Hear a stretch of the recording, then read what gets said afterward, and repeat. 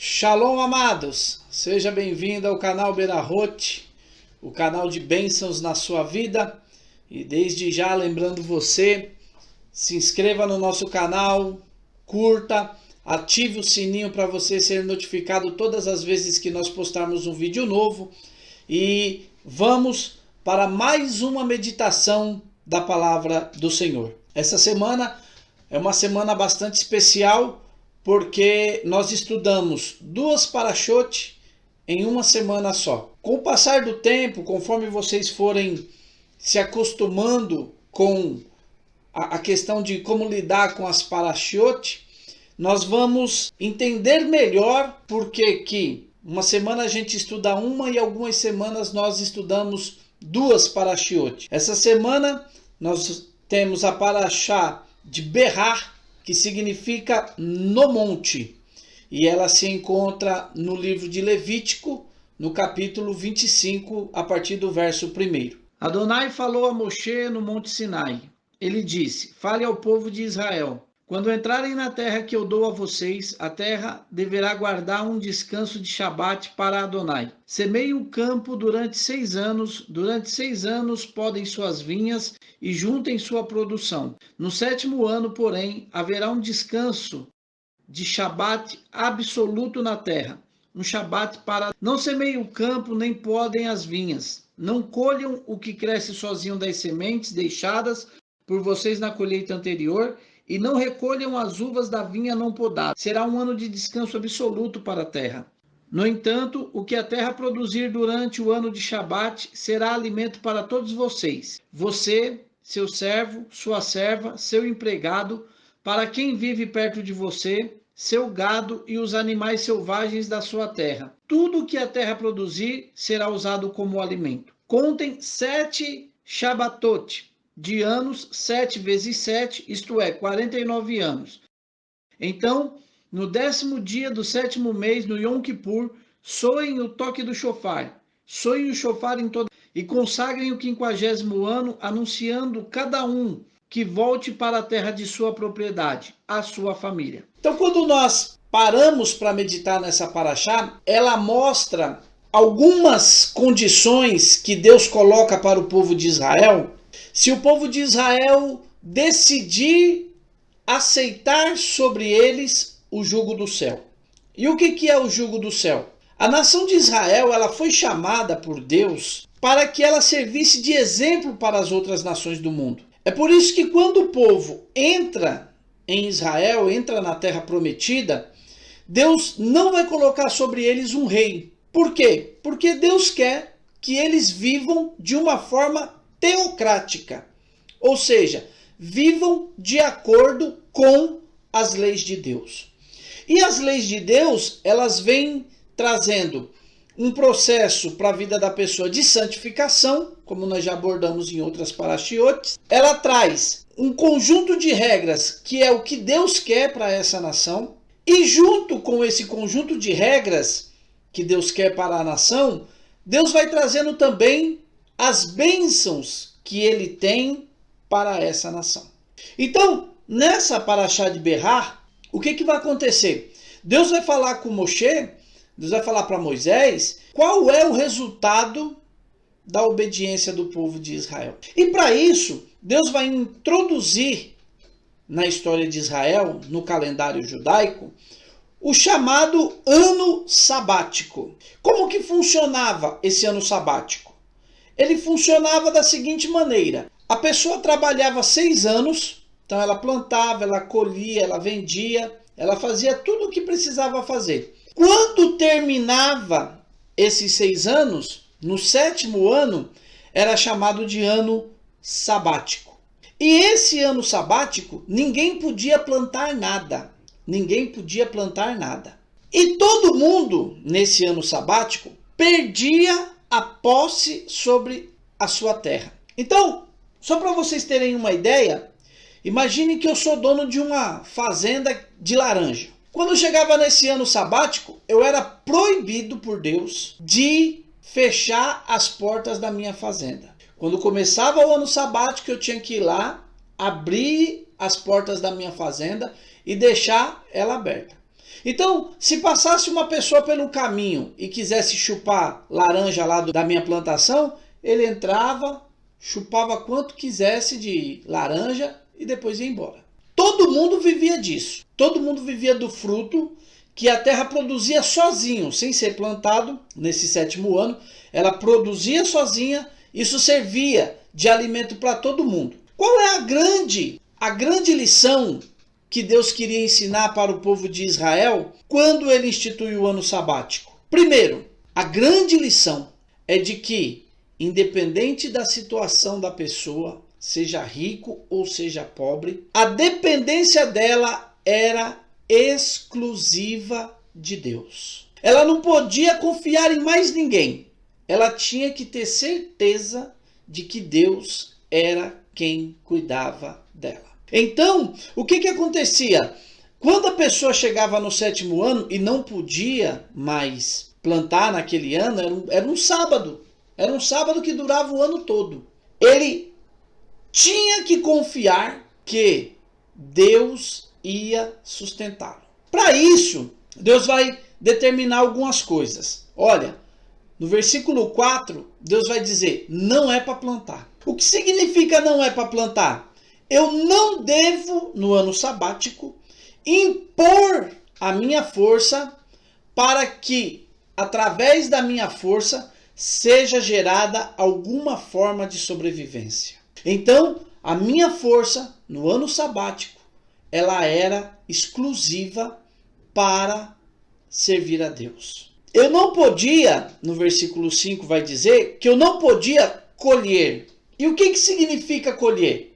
Ninguém colhe apenas o que precisa. Se você é dono de uma plantação, você não vai colher apenas para sobrevivência.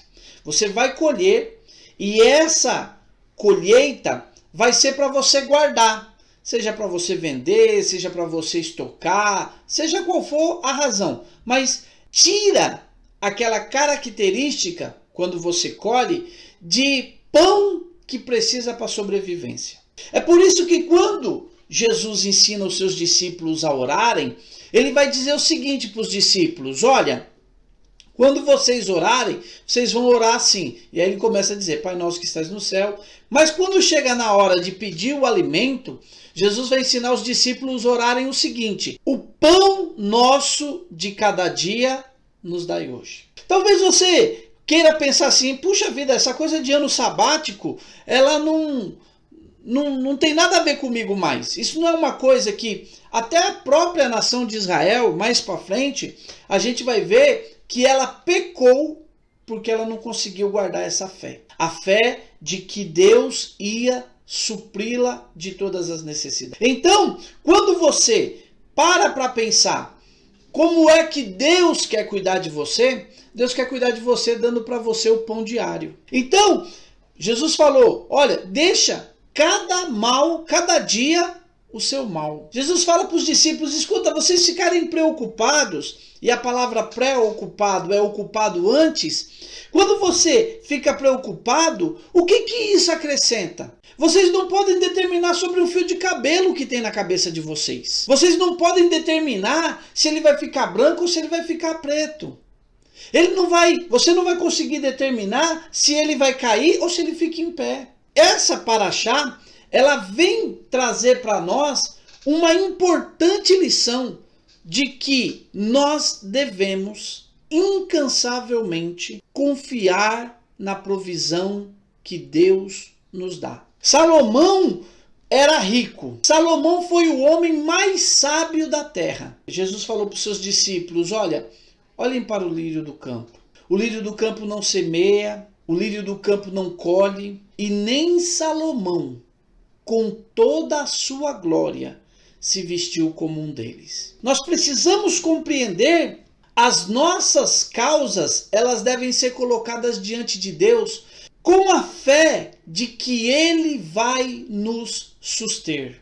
Ele é quem cuida de mim, Ele é quem cuida de você. Quando Deus pede para o povo, olha, vocês precisam fazer um ano sabático, vocês precisam respeitar o ano sabático, é porque vocês precisam acreditar que eu sou Deus, que cuido de vocês. O povo passou 40 anos no deserto. E nesses 40 anos, nenhum dia faltou maná. E nenhum dia faltou comida para esse povo. Você transitar no deserto é uma coisa. Quando você vai morar numa terra própria, é outra coisa. No deserto, eles moravam em tendas. E morar em tenda se dá a impressão de uma morada provisória. Então esse povo que confiou em Deus quando estavam no deserto, para não passarem fome, para não passarem necessidades, para não passarem por tribulações, agora não. Agora eles vão morar em casas construídas com tijolos, com barros, com pedras.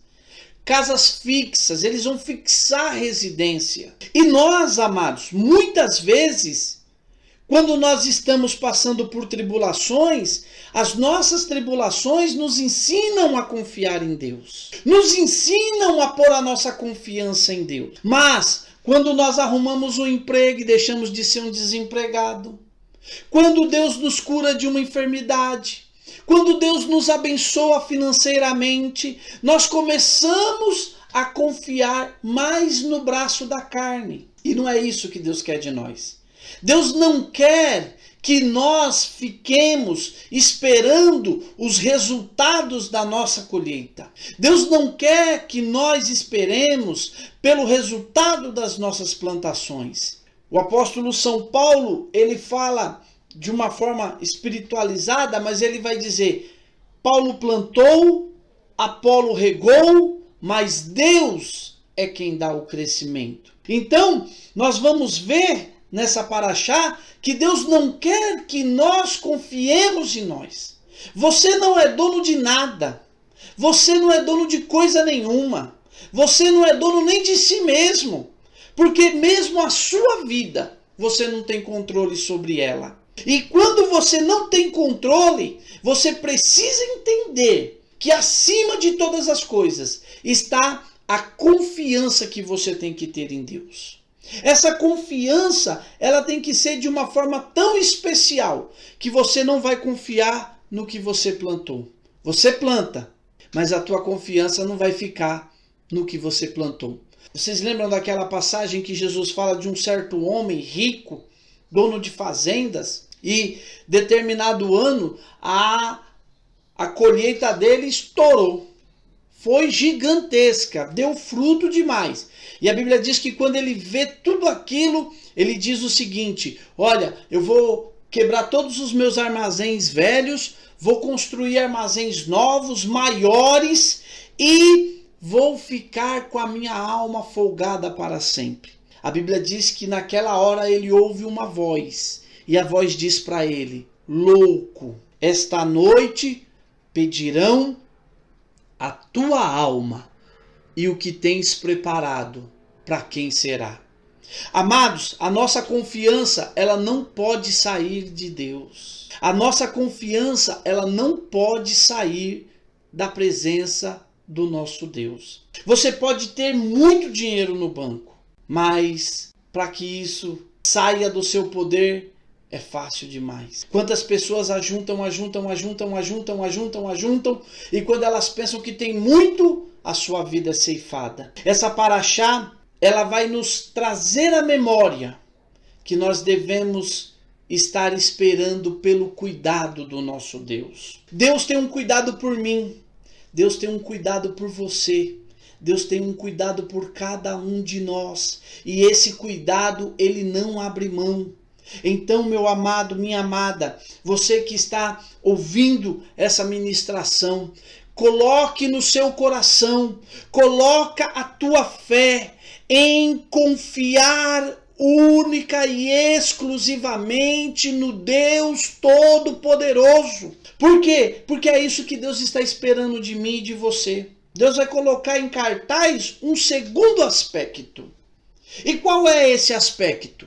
Esse aspecto é um aspecto de igualdade. Por quê? No versículo 7 a Bíblia vai dizer assim, ó, que vai comer deles. Quem que vai comer do que a terra produzir sozinha nesse sétimo ano? Vai comer você, vai comer o escravo, vai comer o empregado, vai comer a mão de obra residente, os animais domésticos e os animais selvagens. Amados, olha aqui, Deus cuida de mim, Deus cuida daqueles que não têm liberdade, Deus cuida daqueles que trabalham e muitas vezes trabalham para você. Às vezes, o nosso egoísmo, a nossa arrogância, se alguém trabalha para nós, eu sou melhor, eu sou maior, não precisa nem trabalhar para você. Basta você ter um cargo de chefia na empresa. Aí você já fica, puxa, porque eu sou o chefe aqui, eu sou o cara que manda, eu sou isso, eu sou aquilo outro. Você não é nada, querido. Olha o que Deus está pedindo para nós aqui. Eu vou manter todo mundo. Eu vou manter o patrão e eu vou manter o empregado. Eu vou manter o servo e eu vou manter o Senhor. Eu vou manter aquele que precisa trabalhar e o que não pode trabalhar. Ele vai cuidar da viúva, ele vai cuidar do órfão, ele vai cuidar do estrangeiro. Por quê? Porque o nosso Deus é o Deus que cuida de cada um dos seus filhos. Mais uma vez, Jesus vai dizer, olha, se vocês são maus e um filho de vocês pedirem pão, vocês dariam pedra? Se pedirem peixe, vocês dariam uma serpente? De jeito nenhum. Agora, se vocês são maus e sabem dar boas dádivas aos vossos filhos, imagina o vosso Pai Celestial. Então, meu amado, Deus, nessa paraxá de Berrar, Ele está pedindo para mim e para você. Olha, confia em mim. Deus é quem cuida de mim. Deus é quem cuida de você. Deus é quem cuida da tua família. Deus é quem cuida da tua casa. Deus é quem cuida do teu negócio. Nós estamos passando, e ao gravar esse vídeo aqui, nós estamos aí no meio de uma pandemia e tem muita gente desesperada, tem muita gente, mas eu quero trazer uma palavra para você que serve a Deus. Calma. Deus é quem cuida de mim e cuida de você. Tenha certeza de uma coisa. Mal nenhum te sucederá e nem praga nenhuma chegará na tua tenda. Você vai ser alcançado pela bondade de Deus. Você vai ser alcançado pela alegria de servir a Deus. O pão da tua casa não vai faltar.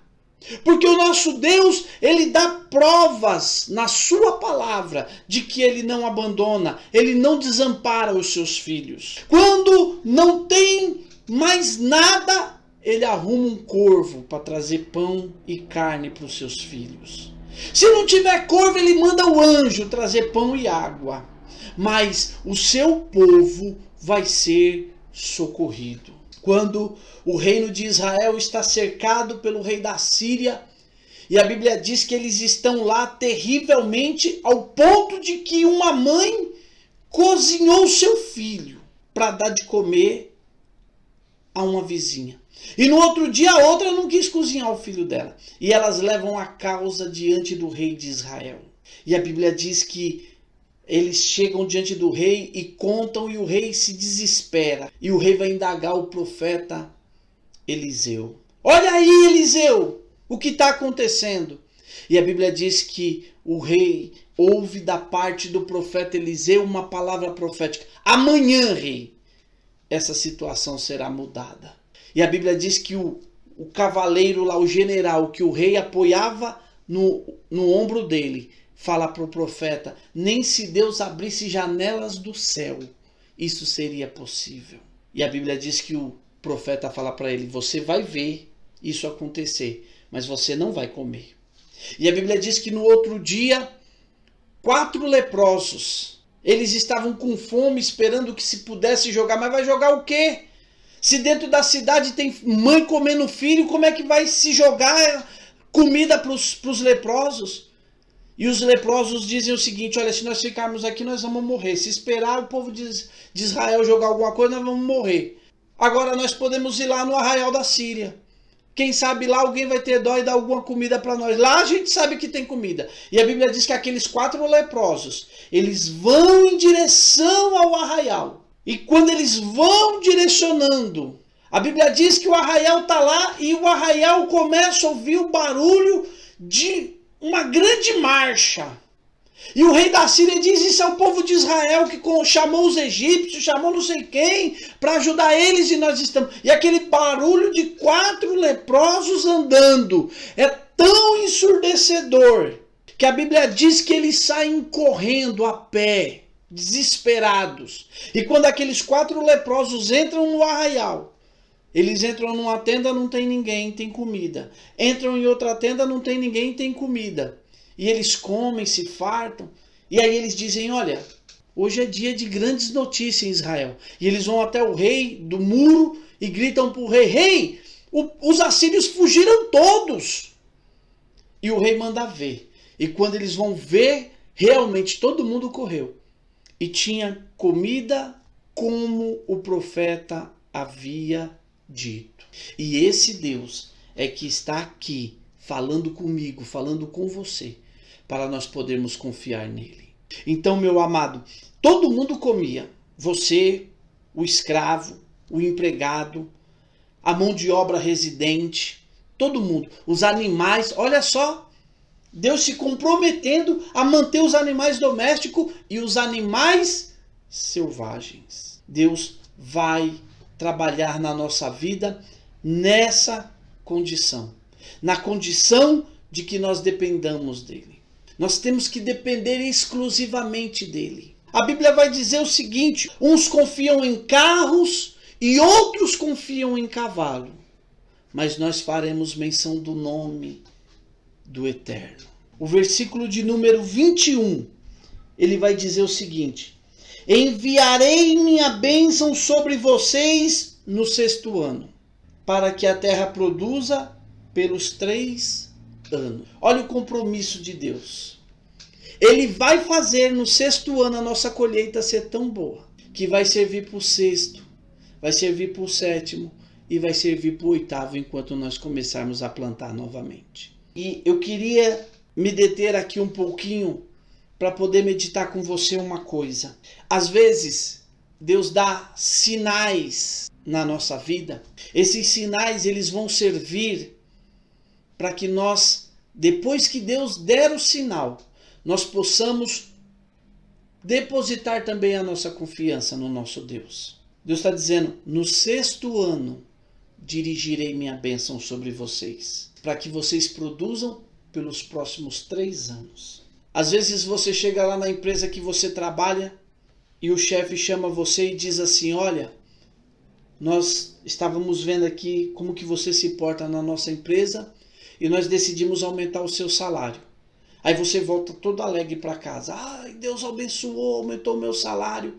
É um sinal que Deus está querendo dar para você, de que você precisa, a partir de agora, ser mais fiel a Deus. Deus, ele dá um sinal, ele dá a bênção.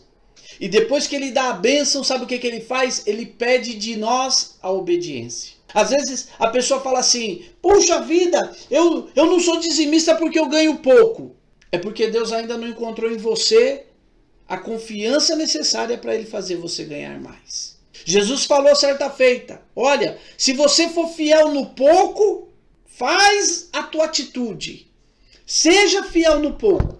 E quando você for fiel no pouco, eu vou te colocar sobre o muito. Quando você for fiel no pouco, Deus vai te trazer a abundância dele para a sua vida. Ah, Deus me deu um salário, então seja mais grato. Puxa vida, eu estava desempregado, Deus abriu uma porta. Seja mais grato. Veja isso como um sinal que Deus está. E se você corresponder fielmente, se você for sincero a esse sinal que Deus está te dando, Ele vai te dar mais sinais, mais sinais, mais sinais, mais sinais, até que você veja o teu celeiro abarrotado. Deus é aquele, amados, que Ele nos abençoa. E quando Ele nos abençoa, nós temos que tomar cuidado. Por quê? Porque Ele está dando um sinal para cobrar de nós mais fidelidade. Ele está dando um sinal para cobrar de nós mais compromisso, mais bondade, mais benignidade. Que você seja mais caridoso. A Bíblia vai mostrar que, olha, dai e dar-se-vos-á. Então, faça o seguinte. Se Deus está te abençoando, é porque Ele quer que você seja um abençoador. Quem que você pode abençoar? Abençoe a sua igreja, abençoe seu pastor, abençoe o ministério que você congrega, abençoe aonde você está se juntando com os irmãos. E quando você for abençoado, compreenda que é Deus testando se você é realmente fiel. José foi vendido como escravo. E talvez se eu e você fôssemos vendidos como escravos, nós iríamos ficar nervosos, bravos, murmuradores. Mas a Bíblia diz que José não. José serviu Potifar. Ele sabia que o Potifar não tinha culpa. O Potifar apenas comprou ele no mercado. E ele foi servir o Potifar e ele serviu com toda a fidelidade. Quando ele foi acusado injustamente, ele foi para a prisão. E na prisão, o chefe da prisão falou para José: você vai tomar conta de tudo. E ele serviu o melhor. E ele foi chamado para servir o faraó. E quando ele fala com o faraó fala: será que a gente encontraria alguém que tem o Espírito de Deus? Então, Deus ele quer ir confiando em você. Hoje eu tenho um carro bonito. Use ele bem. Porque Deus está te testando para te dar um carro melhor ainda. Sabe por quê? Porque quando nós somos dignos de confiança, Deus abre o seu bom tesouro sobre a nossa vida. Olha, o rei Salomão, alguém tinha dúvida que ele era rico? O pai dele era super rico, o maior rei de Israel. Imagine como que Salomão subiu ao trono. E quando ele faz uma oração a Deus, e Deus fala para ele: Salomão, pede o que você quiser, que eu vou te dar. E ele diz: Senhor, eu preciso de sabedoria para saber dirigir o teu povo, entrar e sair no meio deles. Me dá sabedoria para saber lidar com o teu povo. A Bíblia diz que Deus fala: se você tivesse pedido a morte dos seus inimigos, eu ia te dar. Se você tivesse pedido dinheiro, eu também ia te dar. Se você tivesse pedido fama, eu também ia te dar. Mas não, você pediu sabedoria para dirigir o meu povo. Então, já que você pediu sabedoria, eu vou te dar a sabedoria que você pediu. Mas eu vou te dar junto com ela dinheiro, eu vou te dar fama, eu vou te dar o que você quiser. O rei Salomão, e o nome Shlomo, em hebraico, quer dizer filho da paz. Então, amados, é uma referência a um homem que já tinha paz no seu nome. Ele foi o único rei que não guerreou durante o seu reinado. Não teve nenhuma guerra. Sabe por quê? Pediu sabedoria. E se nós pedirmos sabedoria, Deus vai confiar em mim, vai confiar em você. Amados, que Deus abençoe vocês grandiosamente. Se inscreva no nosso canal, curta esse vídeo, comente, ative o sininho para que você possa receber as nossas notificações de cada vídeo que a gente postar. Deus abençoe vocês, tenham uma boa semana.